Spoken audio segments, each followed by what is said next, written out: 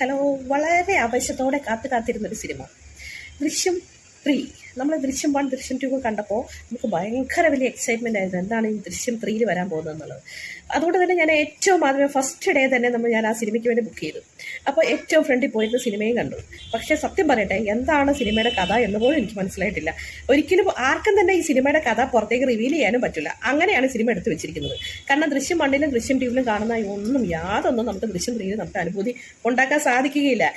എന്തിനോ വേണ്ടി തിളയ്ക്കുന്ന ഒരു സാമ്പാർ എന്നാണ് എനിക്ക് തോന്നിയത്.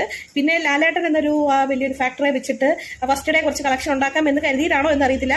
തീരെ ഒരു ബിലോ അവറേജ് എന്ന് പോലും പറയാൻ പറ്റില്ലാത്ത ടൈപ്പ് ഒരു സിനിമയാണ് എടുത്തു വെച്ചിരിക്കുന്നത്.